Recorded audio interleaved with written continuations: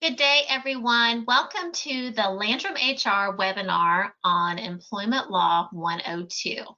Let me take a moment to introduce myself. My name is Becki Haines, and I have over 25 years of human capital expertise.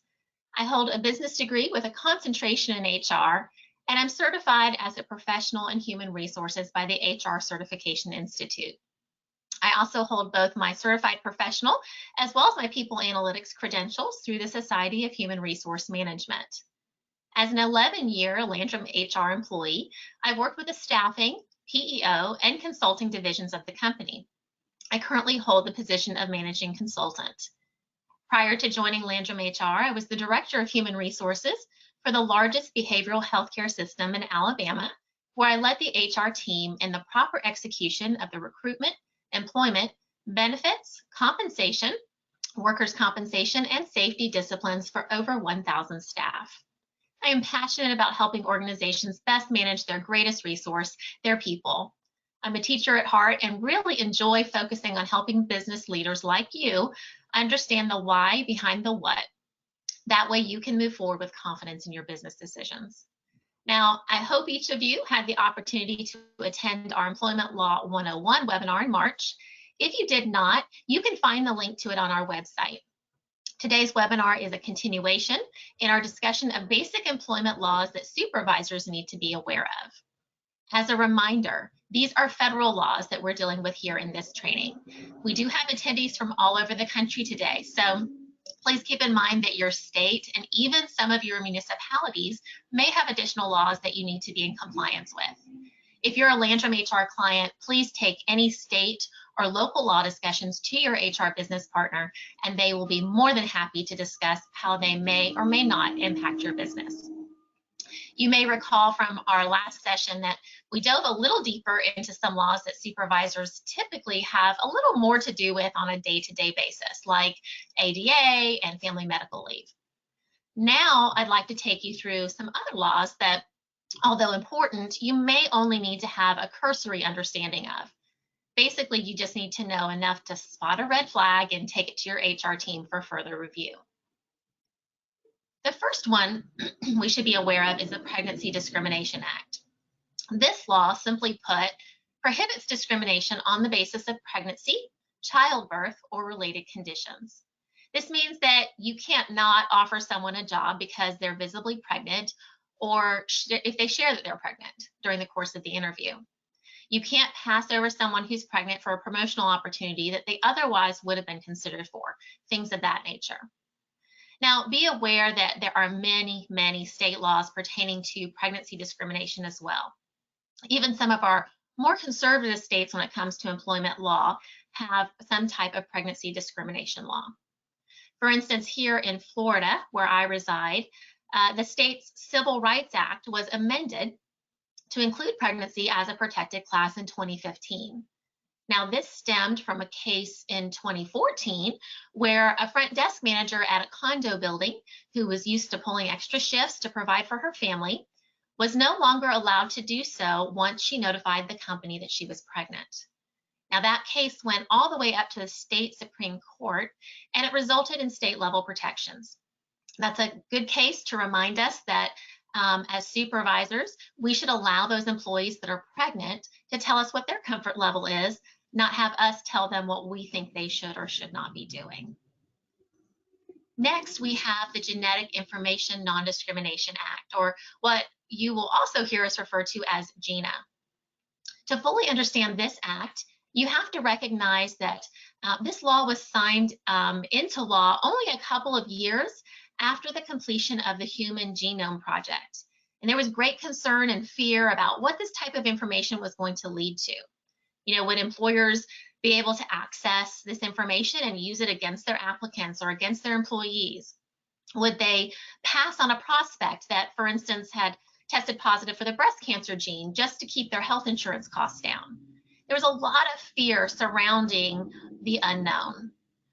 So how does GINA impact us as employers? Well, Title II of the Act specifically prohibits the use of genetic information in making employment decisions in any aspect of employment. That can include hiring, firing, pay, job assignments, promotions, layoffs, fringe benefits, any term or condition of employment. Now, it includes family medical history, information about an individual or family member's genetic tests, such as tests to detect whether an individual has an increased risk of developing certain cancers or diseases, and the fact that an individual or the individual's family member has sought or received genetic counseling or has participated in clinical research that includes genetic testing. Under GINA, it is also unlawful for employers to request, require, or even purchase an applicant or employee's genetic information. So one of the things this means for you as an employer is that if you have healthcare providers that are conducting post-offer or fitness for duty examinations on your behalf, you must tell them that they cannot ask about family medical history when they conduct them. Now, there are a few exceptions to this rule. Such as when you get information inadvertently, or say you get information through family medical leave. In fact, that is why I encourage all supervisors not to handle the family medical leave paperwork if at all possible. If you can have that run through your HR team, that is ideal. What you don't know, you can't use against someone, right? So try to get all that information sent directly to you, human resources. Now, another exception would be when an employee receives voluntary health or genetic services that you as an employer offer, or when you acquire genetic information from sources that are deemed commercially and publicly available, like a newspaper, books, websites, things of that nature. Now, if an employer does have any genetic information on its employees, it must keep it confidential with very narrow exceptions. Now, you would see any GINA-based charges of discrimination come through the EEOC, as employees would have to first file a charge through them, just like they would for any other discrimination based on a protected class. And just like so many of those, there is 180 days that they have to file after an alleged violation. This law, in my opinion, was highly reactionary and hasn't shown to date to be warranted. I have personally not worked one GINA case since 2008, and I know of no other HR professionals personally that have. Now, that's not to say that there aren't any out there, but they're just ever so slight. Just not something that we see an awful lot of, and certainly probably did not warrant what we thought was the big risk that lawmakers envisioned. Now, the next law that we're going to talk about is the Age Discrimination in Employment Act of 1967. This protects individuals who are 40 years of age or older from employment discrimination based on age. Because apparently in 1967, 40-year-olds had one foot in the grave. The ADEA's protections apply to both employees and to job applicants. And you can't discriminate against a person because of his or her age with respect to any term or condition of employment. Very similar to what we discussed earlier, it can be hiring, firing, promotion, layoff, compensation, training opportunities, things of that nature. It also made it unlawful to retaliate against an individual for opposing employment practices that discriminate based on age, or for filing an age discrimination charge, testifying or participating in any way in an investigation, proceeding, or litigation under the ADEA. Now, the ADEA applies to employers with 20 or more employees. It does include state and local governments. A lot of our employment laws do not include governmental entities, but this one does. It also applies to employment agencies and labor organizations, as well as the federal government. Now, a few things I want you to note as supervisors regarding the ADEA. The first I want to talk about is apprenticeship programs. So it's generally unlawful for apprenticeship programs to discriminate on the basis of an individual's age. Age limitations in apprenticeship programs are valid only if they fall within certain specific exceptions under the ADEA, or if the EEOC grants a specific exemption. So what does this practically mean for you as a supervisor? It means that you cannot only go after that young person straight out of school for your apprenticeships or for your internships. In fact, I would say now more than ever, you're likely to get some baby boomer applications for those apprenticeships and internships. A lot of our baby boomers are retiring from their first career. They're choosing not to sit on the front porch like their parents did in retirement, and they want an encore career. So this is a great opportunity for you to consider them as well. Now, the ADEA also generally makes it unlawful to include age preferences, limitations, or specifications in job notices or advertisements. So you're going to be very careful with your job postings. A job notice or an advertisement may specify an age limit, but only if it's a rare circumstance, but only if age is shown to be a bona fide occupational qualification. It has to be reasonably necessary to the normal operations of the business. And the ADEA does not specifically prohibit an employer from asking an applicant's age or date of birth. However, be careful, because such inquiries may deter older workers from applying for employment or may otherwise indicate possible intent to discriminate based on age. Requests for age information will be closely scrutinized to make sure that the inquiry was made for a lawful purpose rather than for a purpose prohibited by the ADEA. For instance, asking applicants for graduation dates may lead to a finding of discriminatory intent on the basis of age under the ADEA or state law, particularly if the employee's graduation date has no bearing on the qualifications for this position, as it enables the HR manager or the supervisor to guess the age of the applicant. So it just may not be necessary. You might just want to take that off of your application altogether. The Older Workers Benefit Protection Act of 1990 also amended the ADEA to specifically prohibit employers from denying benefits to older employees. Congress recognized that the cost of providing certain benefits to older workers is greater than the cost of providing those same benefits to younger workers, and that those greater costs could create a disincentive to hire older workers, and they were trying to keep that from happening. Now, next we're going to talk about the Immigration Reform and Control Act of 1986. Now, under IRCA, employers may hire only persons who may legally work in the U.S., which is why we have the I-9 form, and I know you're all very familiar with that. The I-9 form substantiates two things. One is identity, and the other is employment eligibility. Now, a few things as supervisors that I just want to review with you on this. First and foremost, for those of you, and it's going to be a rare few, that actually have employees that are still working, that worked with the company prior to November 6th of 1986, remember that you do not have to have a current I-9 form on file for them. Up till just a couple years ago, we actually had some internal employees at Landrum HR that had been with us for that long, and we did not have an I-9 form on file for them. So be aware of that. And then many of you have seen the I-9 form, and you understand that Section 1 is to be completed by the employee, and they need to complete that prior to their start date.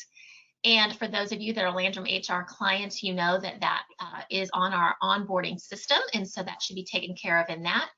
And then Section 2 of the I-9 needs to be completed by the employer's representative. And you can do that up to 3 days after they start working. Now, when you're asking the employee to come in and bring their identification and their eligibility to work in the U.S., please keep in mind that you cannot give them certain documents that they have to bring in. So for instance, you cannot say, Jane Doe, I need you to come in on Monday and bring your social security card and your driver's license with you.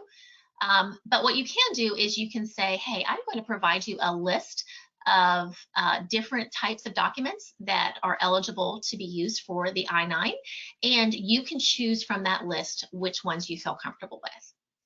Now, when you're looking at it, remember that if you're the one certifying the I-9, you need to be looking at originals, not copies of those documents, because you are attesting to the fact that you have viewed the originals. Should you want to keep copies of them, you may do that. The law does allow you to do that, but keep in mind that you need to do that for everyone or no one. And then again, if you have someone who is working for you that is authorized to work in the US, but there's an expiration date to that, you will need to use the Section 3 of the I-9 form to re-verify their continued eligibility to work in the US. So make sure that you're keeping track of that if that indeed is the case. And then once you have employees that leave your employment, whether through termination or resignation, you do still have to keep those I-9s on file. So you'll need to make sure that you keep them at least 3 years from their date of hire and at least 1 year from their date of termination, whichever is later. Now, hopefully most of you will never have to worry about an ICE audit, but if so, you do need to know that you have a 3-day notice before you are audited. So they are not just going to show up on your doorstep. They will issue you a 3-day notice. Now, time is going to be of the essence. So as soon as you get that 3-day notice, you will need to quickly notify your HR team so that preparations can be well underway. And the penalties for not complying and not filling out your I-9s correctly do range from as little as $110 per violation to $1,110 per violation. And since multiple violations can be found on one I-9, it's very important that you handle this correctly, that you get good guidance in filling out your I-9s because those fines can add up very, very quickly. All right, we're going to move along to the Employee Polygraph Protection Act. Now, this act is administered by the Wage and Hour Division under the Department of Labor, and it applies to most private employers. The law does not cover federal, state, and local government agencies. Also, the law does not apply to tests given by the federal government to certain private individuals engaged in national security-related activities. So the basics of the law are simply that you, as a private employer, are prohibited from using lie detector tests, either for pre-employment screenings or during the course of employment. Employers generally may not require or request any employee or job applicant to take a lie detector test or discharge, discipline, or discriminate against an employee or job applicant for refusing to take a test. Employers may not use or inquire about the results of a lie detector test or discharge or discriminate against an employee or job applicant on the basis of the results of a test or for filing a complaint or for participating in a proceeding. Subject to restrictions, the Act does permit polygraph tests to be administered to certain job applicants of security service firms, like those that might work with an armored car, alarm systems, security guards, things of that nature, and also of pharmaceutical manufacturers, distributors, and dispensers. Overall, what I need you to know and to remember is that you are not Robert De Niro in Meet the Parents. You just can't hook anyone up. You simply can't threaten an employee with a polygraph, nor can you make them take a polygraph. The next thing we're going to discuss today is the Uniformed Services Employment and Reemployment Rights Act. Now, many of you work in an area and hire in an area that has a military presence. Where my corporate office is located, we have 4 major military installations around us, and so we deal very heavily with our military. For those of you who do not, I promise you it's coming because you're going to be hiring more and more remotely, and so you're going to be naturally dealing with more and more of your military personnel in doing so. So USERRA, as we call this, protects military service members and veterans from employment discrimination on the basis of their service and allows them to regain their civilian jobs following a period of uniformed service. So essentially, if you have, say, someone that's in the reserves that works for you and they are called up on duty, then they will be able to come back and retain their job when they come back from that duty, and it protects that for them. Now, this is a little different than the FMLA that we talked about last time we were together, and it's different in several ways. One way that it is different is that there are time limits for returning to work. So if you have a service member that leaves because they've been called up on duty and they're gone for less than 31 days of service, when they return home, they are given at a minimum an 8-hour rest period, and then the next business day they are expected to report in. Now, if you have a staff member who was out on military duty from 31 days to 180 days, they have 14 days of respite time between when they get home and when they need to report in. If you have someone that is gone for more than 181 days, then they have up to 90 days of respite period that they can do whatever that they need to do, re-engage with family, decompress, maybe take a vacation, just get used to regular civilian life again. And they have that 90 days before they are required to report back into work. Now, from a very practical standpoint, this means that you may have other employees that call you and say, hey, I saw Jane Doe on Facebook and she took her family to Walt Disney World. I thought she was on military service. Well, that's where you, as a well-informed supervisor, can educate that employee and say, listen, they do have a respite period of time. We do want them to have that time to decompress. Certainly it doesn't do anyone any good, doesn't do them and their family any good or the business any good if they don't have that decompression period of time. So just be aware that that is out there. You can certainly ask your HR business partner how many days of respite time that they get in the future when you have a situation come up. Now, God forbid one of them has an injury or an illness that they incurred in the line of service. You need to know that that respite period of time could be up to 2 years for hospitalization or convalescing. So again, work very closely with your HR team on that. Now, while the FMLA protects the employee by offering the same or an equivalent position when they return from when they left, USERRA is slightly different. USERRA utilizes what they call an escalator principle. And if you think about it, just think about you get on an escalator and you're just going up, up, up, up. Well, what USERRA says that is different than FMLA is that while they're on leave, should they have gotten an increase in pay, should they have been up for a promotional opportunity, those things need to take place so that when they return, they get right back on that escalator as if they had never left. So that is a real difference between FMLA leave and USERRA leave. And then if you have a service member come back and maybe they've missed some training, maybe you got a new software system that everybody's been trained on how to use, or maybe there's been some major legal updates in your field, in your industry.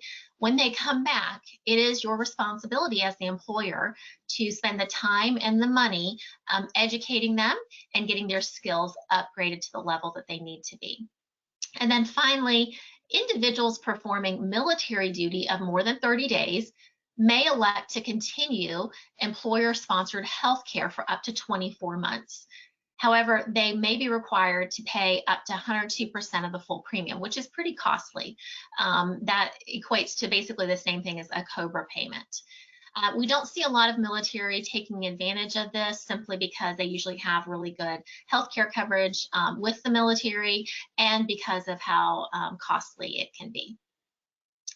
All right, the next one we're going to talk about today is the Equal Pay Act. In 1963, President Kennedy passed the Equal Pay Act to combat pay discrimination based on sex.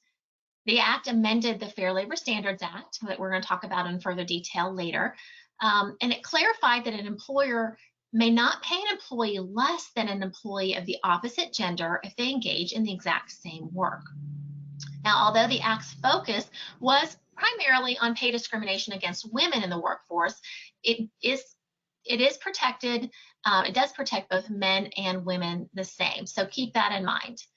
So, 59 years ago, this was enacted. The question is, how are we doing almost 60 years later?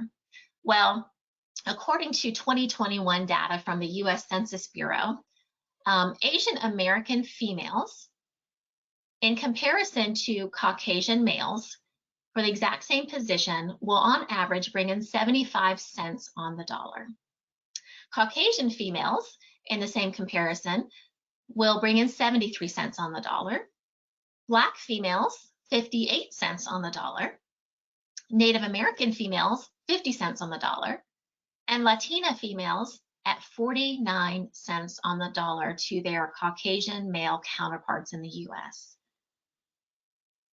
So to put that in perspective for you, if I have the average Latina female and the average Caucasian male in the US, and they have the exact same job with the exact same requirements, same skill set, everything the same, except for their sex and their race.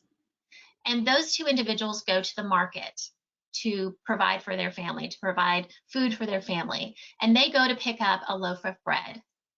That loaf of bread, the exact same loaf of bread, is costing that Latina female double. So how do we get equal pay to actually happen if we've had a law for 59 years and we still have a 25% pay disparity at a minimum in comparison to females? Well, it depends on you as a supervisor. The only way that we really move the needle on this is for each one of you to be looking at your team and what your team is getting paid. And if you see any discrepancies, whether it be for a male or for a female or against, to bring that up to your leaders and to your HR team. And there may be good reason for it, right? There may be some educational differences that you are unaware of or some experience differences. But it always warrants a conversation if it doesn't make sense to you. So if each one of us could do that, I think we really could move this needle. And then there are many whistleblower protection and retaliation protections out there for our staff. You know, generally, employee protection provisions prohibit covered employers from discharging or otherwise discriminating against any employee because the employee engaged in certain activities protected by the law. It's protection from actions like firing or laying off, demoting or denying someone overtime, passing them over for a promotion, or reducing their pay or their hours. Employees are protected from retaliation for reporting issues related to discrimination, employee safety issues, environment protection issues, family medical leave, fraud and financial issues, health insurance, lie detector testing, wage and hour issues, consumer product and food safety issues, military status and obligations, youth employment, agricultural work, and transportation services. Now, many of the statutes specifically protect employees' internal complaints to his or her employer. And it's the DOL, the Department of Labor's position, that employees who express safety or quality assurance concerns internally to their employers are protected under all of the whistleblower statutes administered by OSHA. All right, we're going to dig just a little bit deeper on the Fair Labor Standards Act today. And I'm going to start off by testing your knowledge with some very practical questions that of scenarios that we see happen over and over again with our clients. So the first one, we have Megan. She's a data clerk. And Megan goes to the cafeteria to pick up a hamburger and comes back to her desk to eat. During her lunch break, which is an hour, she makes personal calls. And halfway through lunch, she answers a couple of incoming business calls, taking 5 to 8 minutes each.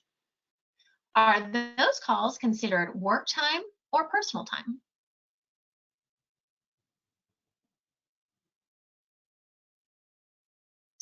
Go ahead and answer that poll question.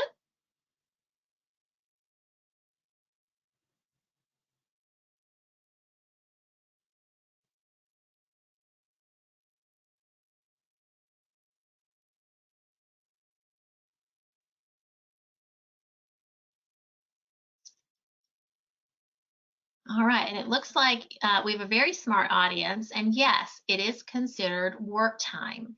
It's considered compensable time because Megan is taking those phone calls. So remember, whether you permit it or not, whether they choose to do it or not, if they are working, they must get paid for that time. All right, second question for you. Susan, accounting clerk 2, takes Microsoft Excel training at Training RS at a special price arranged by her company. Her job just changed and now requires proficiency in Microsoft Excel, and the company is paying for the course. Does she also earn her hourly wage while there? And we'll go ahead and put that poll up.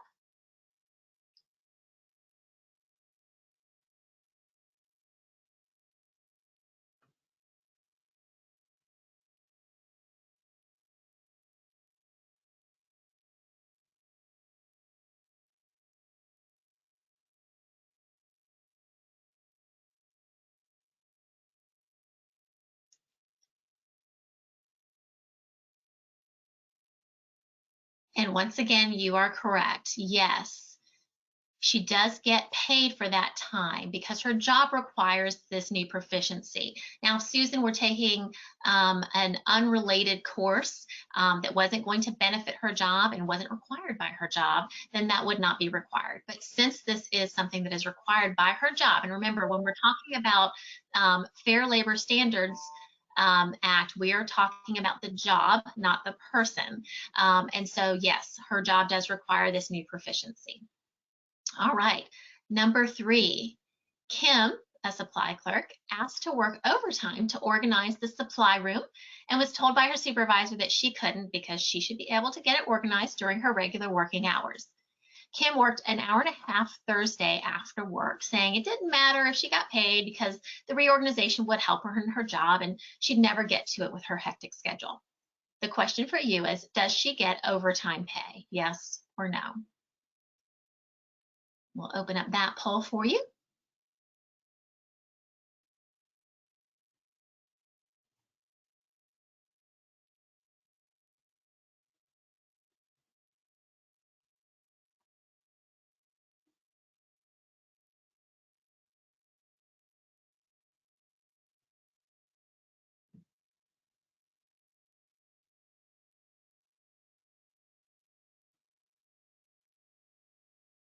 All right, it looks like about 85% of you are sure that she gets paid, and you would be correct.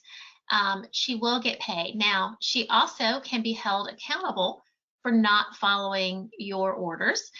She can be held accountable for violating that, that directive. So you could possibly write her up if need be. If this continued over time, you could actually terminate in most states at that point. So she certainly can be disciplined for it, but never at any point in time is there the consideration that she would not be paid for the work that she did. She must get paid for the work that she did. All right. Stephen, employment coordinator, just got his degree at the University of West Florida. Can his status now be changed to exempt or not eligible for overtime since he's gotten this degree? Yes or no? And we'll open up that poll as well.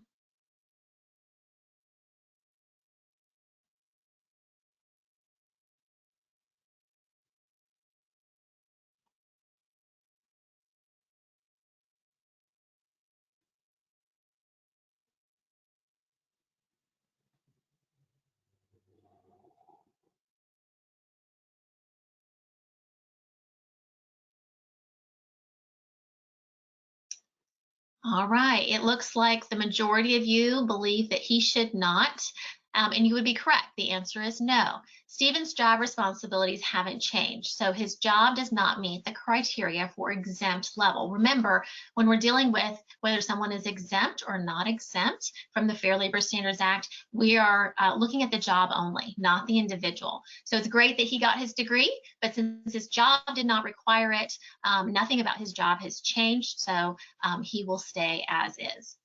All right, our final question for you today. Curtis, a maintenance mechanic, works a straight Monday through Friday, 8 to 5 schedule. Curtis takes off Friday, the July 4th, Independence Day holiday. He then comes in and works on Saturday, July the 5th. Does he get paid time and a half for the hours he worked on Saturday? And the question is, does he get paid time and a half for the hours he worked on Saturday? Yes or no?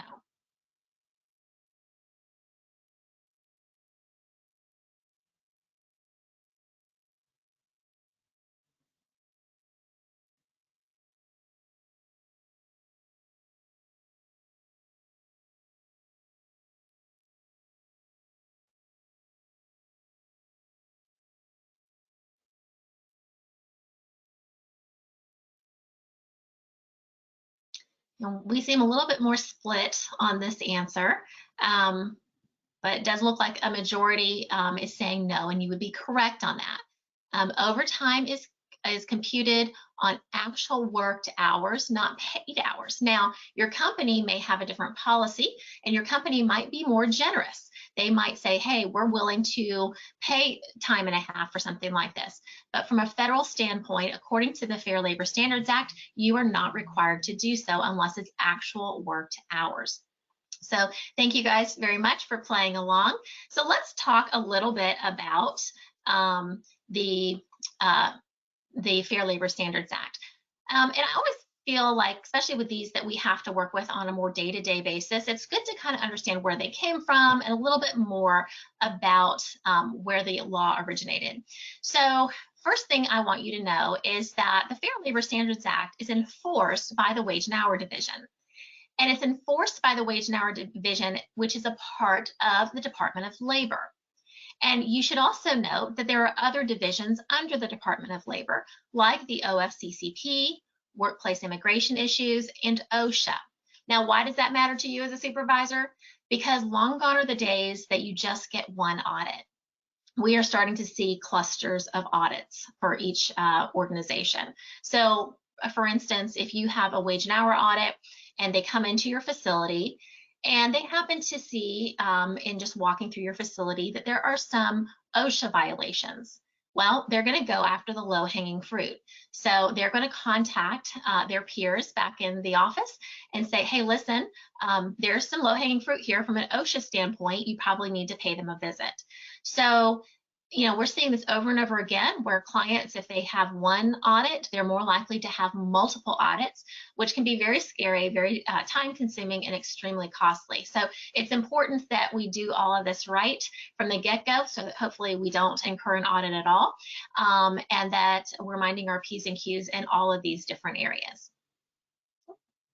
All right, so the FLSA was enacted in 1938, and it was in an effort to pull us out of the Great Depression. And if you think about what was going on during that time, during the Great Depression, people were out of work. They were going hungry. Their families were going hungry. And they were many times farming their kids out because when you get to a point where you're just trying to survive as a family, if your 12-year-old can go and help somebody on a farm or work in a factory or something like that and bring any money into the family, then it's good.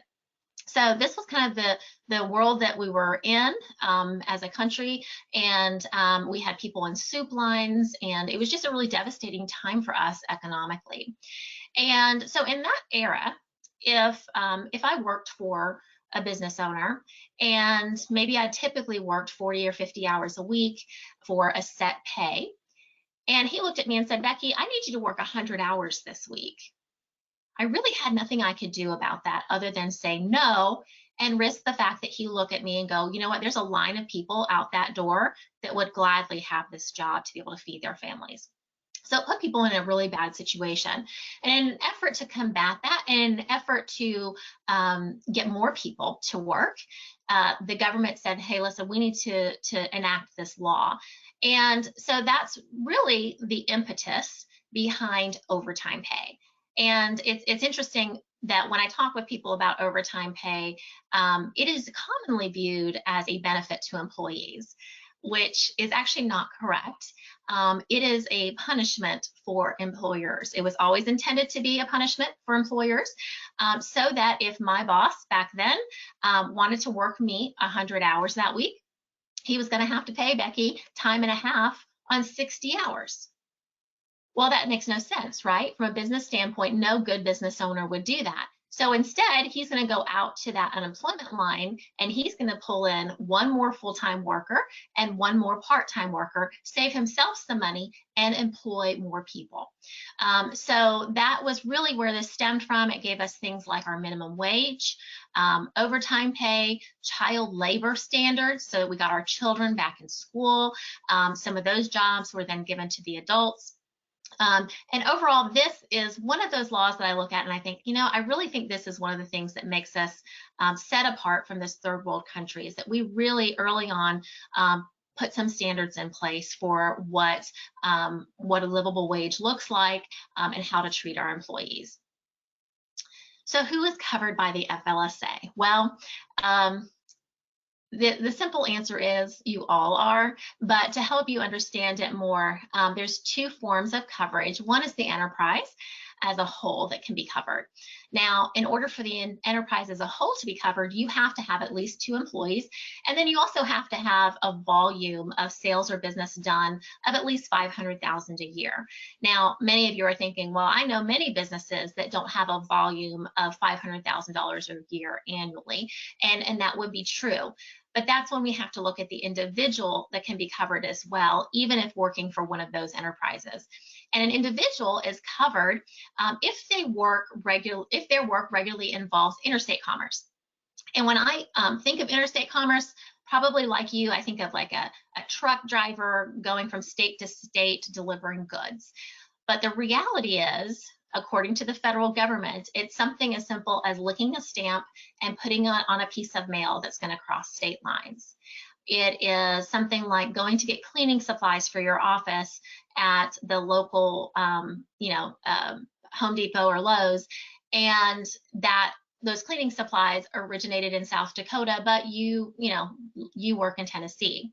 It's picking up the phone and having a business call with someone that has an area code from a different state. So you can see how hard it is at some point to say that any position does not have regular interstate commerce involvement. But there was a case several years back where there was a barbecue joint in Virginia that decided that they were going to be exempted from the FLSA. They felt like they could totally negate all interstate commerce, and they worked really hard to do so. They made everything in-house from scratch. They didn't take checks. They didn't take credit cards. They were extremely careful to make sure that they were not engaged in interstate commerce. And of course, the government looked at that as a challenge. And so they came in and looked at them from stem to stern, and they found that there was one ingredient in their barbecue sauce that had crossed state lines. And so they had to go back and pay all of those payments that should have been paid to their employees, as well as there were some liquidated damages involved as well. So be very careful. Anytime you hear someone say, I think we're exempt from the FLSA, you really need to get legal counsel on that, because very, very few companies ever are. So essentially, when we're looking at non-exempt versus exempt employees, we throw that term out so much, but many of us don't really know what we're referring to. And we're really referring to non-exempt from the Fair Labor Standards Act or exempt from the Fair Labor Standards Act. And essentially, we have 2 different rulers of measurement for their work. A non-exempt staff member is measured on the hours they put in, and an exempt staff member is given a flat rate for the work that they produce. Now, that work may take 20 hours to produce, that work might take 50 hours to produce, but they'll get the same amount. And so ideally, if you're a savvy business person, you really want as many of your employees to be listed as exempt as possible, because you'll have a fixed cost. You won't have to worry about running into overtime. You'll have a project or a position that will get done for a fixed cost. The problem there is that the government would prefer them all be non-exempt. So the government has given us some very specific tests to do on jobs to make sure that they can even be qualified as an exempt level position. So there's 2 different tests that exempt level positions have to pass in order to be designated as exempt from the Fair Labor Standards Act. One is the duties test, and that is simply looking at the duties of the job and making sure they rise to the level that would qualify. And again, that's something that we don't have time today to go into great detail on, but talk with your HR business partner if you have any questions about these, and they can dive deeper into these duties and the white collar exemptions that are allowed. If they pass the duties test, then there's a salary threshold, a guaranteed weekly amount that the employee has to get in order to qualify. So that is really what we need to look at when we're looking for exempt staff members. Now, if you have a non-exempt staff member, one thing I do want you to keep in mind is that regardless of how often you pay, you are looking at, for overtime purposes, at the weekly amount.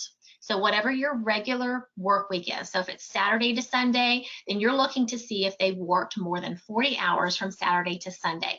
Now, there are many, many companies out there that erroneously look at the pay period. And it's not supposed to be looked at as a pay period, but as an individual week. So be very cautious with that.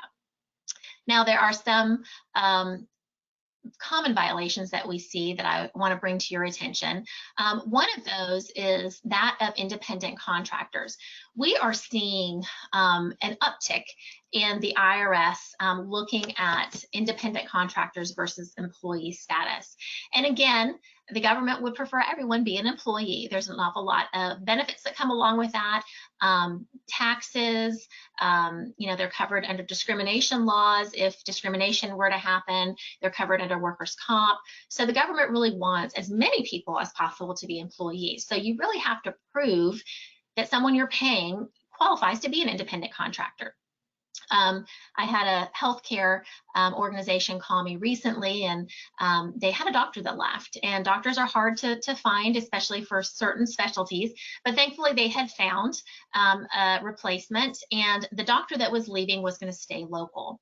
And this individual called and said, listen, we just want to keep this doctor as an independent contractor, 1099 workers, some people call it, to come in when the new doctor needs to go on vacation or when our census is high. Can we do that? And I really feel like they wanted me to put a stamp of approval on that. But the reality is, this person was going to be an employee. So instead of just giving them that answer, I ran them through some standard questions that the IRS would have.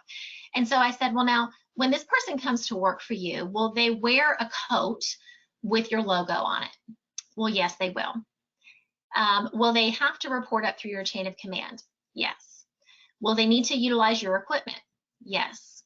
Will they need to be there during certain set hours? Yes. And you can see how that conversation went. That's a whole lot different than, for instance, if the same company had contracted with an independent contractor to come in and put a new software system on their computers. They would not be wearing their logo. They wouldn't be reporting up through their chain of command. They may be told, to work around certain hours, but they're not going to be told they have to be there from 8 to 5, kind of a thing. Unless they're working on their equipment, they won't be utilizing their equipment. And that would be an independent contractor. So be very, very careful. Again, this is why you have your HR business partners here at Landrum HR, so we can walk you through those things if you have questions along the way. All right, some other common violations, deductions. Just be very careful here. If you take deductions out of someone's paycheck, that you're not lowering them below minimum wage. So for instance, if you have, uniforms that are going to be deducted from their paycheck, you may have to take that and spread that over many more paychecks in order to make sure that you're not violating the FLSA by paying them less than minimum wage when everything is said and done. And then record keeping, of course, make sure that you remember that you do have to keep records, especially on those non-exempt staff members. You also want to be careful of red flags. So a red flag for a wage and hour auditor is going to be an overly consistent timesheet. So if you have an employee that for the last year has clocked in at 8, left at 5, and had a lunch from exactly 12 to exactly 1 o'clock, it's going to look a little suspicious, because that's really against human nature that someone could be that consistent.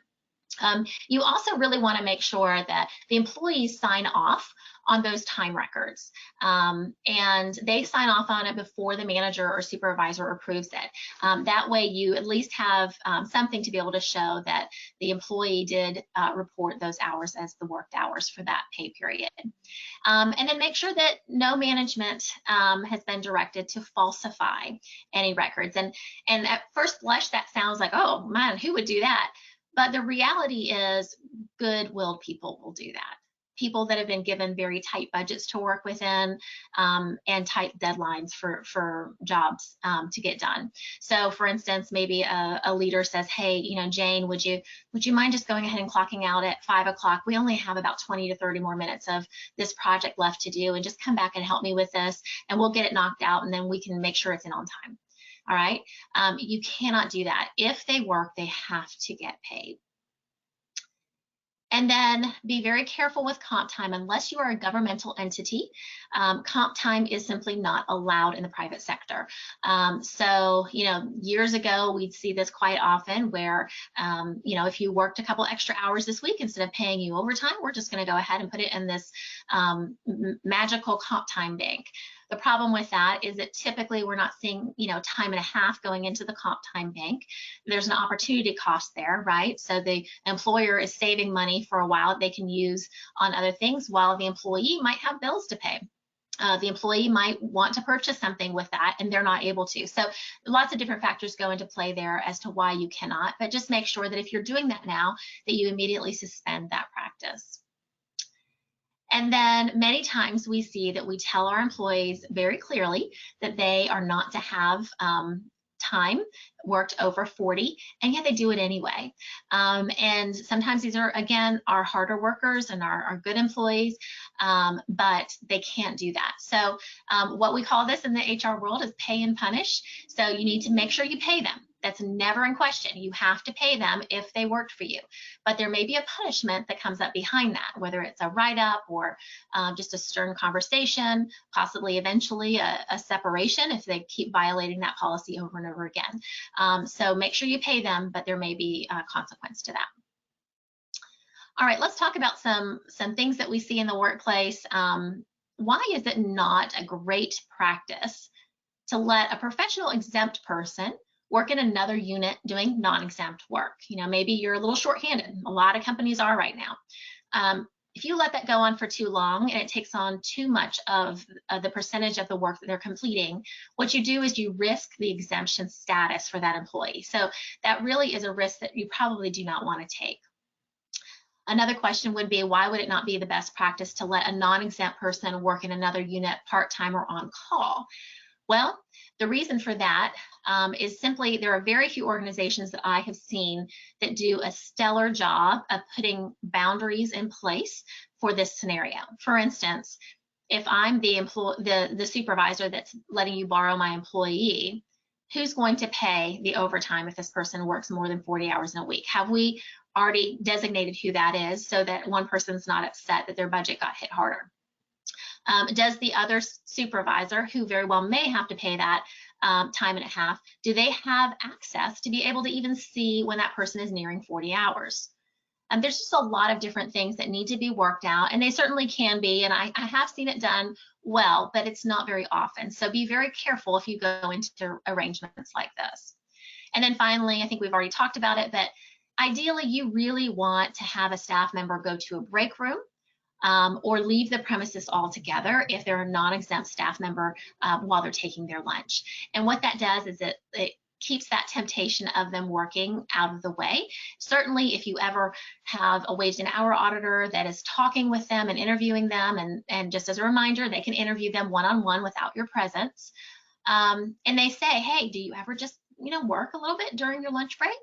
If they can clearly say, no, I'm mandated to go to the break room or I have to leave the premises, then it's very cut and dried and there's no wiggle room there, and it really does protect you as an organization.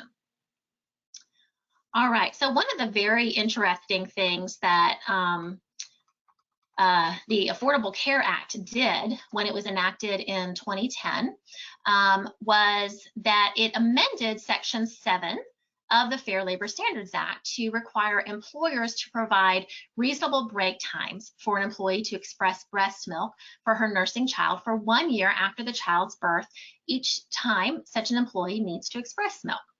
So please make sure that you're aware it needs to be a private place. It needs to be a place free of intrusion. It cannot be a bathroom. It's very clear in the act that it cannot be a bathroom. So make sure that if you haven't had the scenario come up yet, that you're prepared for when it does come up. I'm often asked by supervisors, well, does the break time have to be paid break time?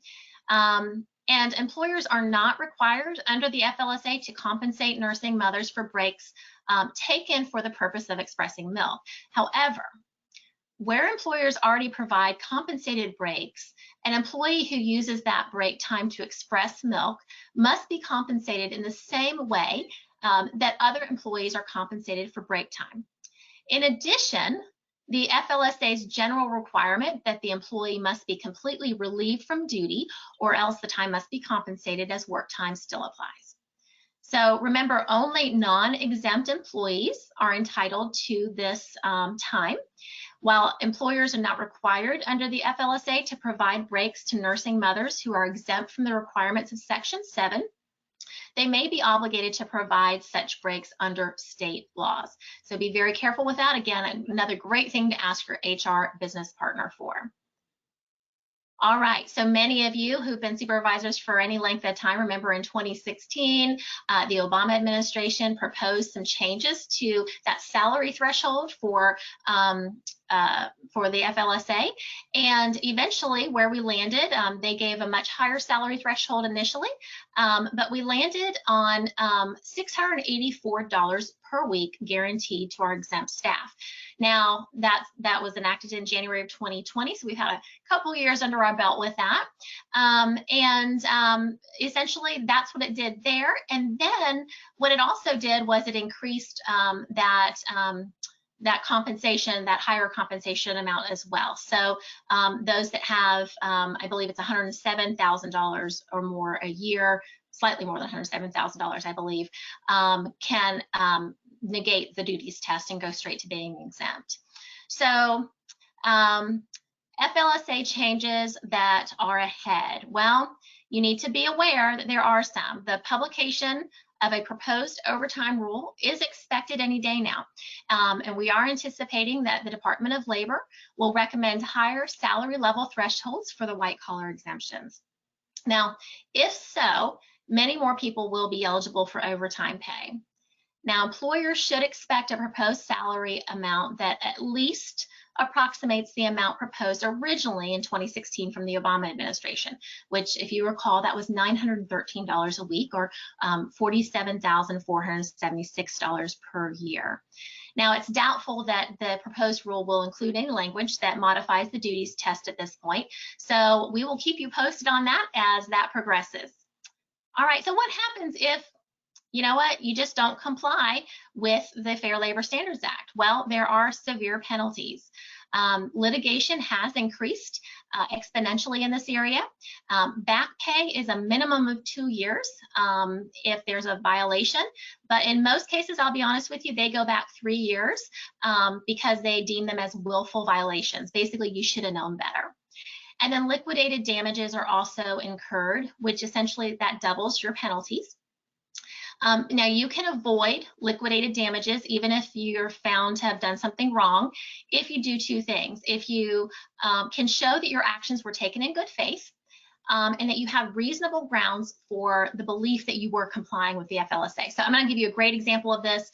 Back in 2011, there was a chicken processing plant, Maltaire Farms, and they truly believed that the donning and doffing of protective gear was not compensable, and they were fined because indeed it was compensable time, and they produced an opinion letter from a wage and hour attorney that they had consulted prior to, and that wage and hour attorney unfortunately gave them bad advice, but they still gave them that advice. And so because they could present that, they could show good faith and reasonable grounds that they actually believed they were complying. So what does that mean for them? That meant a $750,000 savings for that company. So when in doubt, get a third party to review for your company.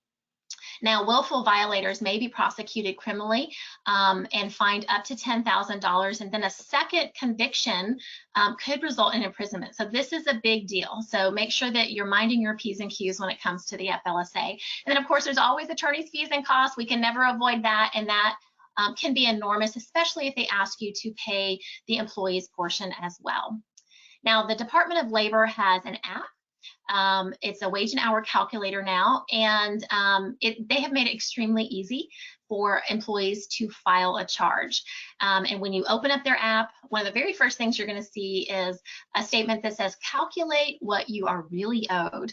Sounds a little slanted to me, but your employees can actually put in there what they've worked, what your work week is, and all that, and they can see if they've been paid correctly.